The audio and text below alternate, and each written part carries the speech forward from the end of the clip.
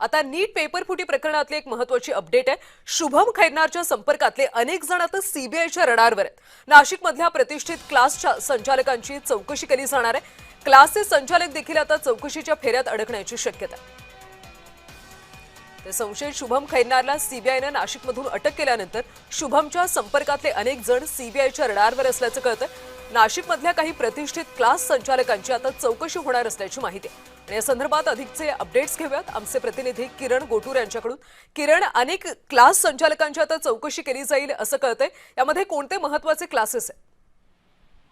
कल्याणी, एक महत्वाची ही बातमी द्यावी लागेल। नीट पेपर फुटी प्रकरणी नाशिकसह देशातील वेगवेगळ्या भागातील अनेक जणांना सीबीआयने ताब्यात हे घेतल्याचं आपल्याला बघायला मिळतं। नाशिकमध्ये देखील गेल्या 2-3 दिवसांपासून सीबीआयकडनं सर्च मोहीम हे राबवण्यात येत आहे। शुभम खैरनार जो नाशिकचा व्यक्ती आहे, शुभम खैरनारला सीबीआयने अटक केल्यानंतर शुभम खैरनारचं ऑफिस असेल, घर असेल, अशा वेगवेगळ्या ठिकाणी सर्च ऑपरेशन करण्यात आलेलं आहे आणि त्याच पद्धतीने सीसीटीव्ही माध्यमातून देखील अनेक गोष्टी ज्या आहेत ते सीबीआयकडनं शोधले जात आहेत। आता शुभम खैरनारचे जे संबंधित व्यक्ती आहेत किंवा जवळचे व्यक्ती आहेत किंवा शुभम सोबत मागच्या काही दिवसांपासून जे कॉन्टॅक्ट मध्ये होते, फोनवरती असेल किंवा सोशल मीडियाच्या माध्यमातून असेल, अशा सगळ्या व्यक्तींची जी चौकशी आहे ती सीबीआय करणार आहे, अशा पद्धतीची माहिती सूत्रांकडनं मिळत आहे। आणि त्याच पद्धतीने कालपासून सीबीआयचं एक पथक नाशिकमध्ये सुद्धा आहे आणि याच पथकाकडनं हे सगळं शोध मोहीम ज्या इथे राबवण्यात येत आहेत। देशातील वेगवेगळ्या भागातील अनेक लोकांना या सगळ्या प्रकरणी अटक करण्यात आलेली आहे आणि जो तपास आहे तो आता वेगाने होताना आपल्याला बघायला मिळतोय। आणि त्याच पद्धतीने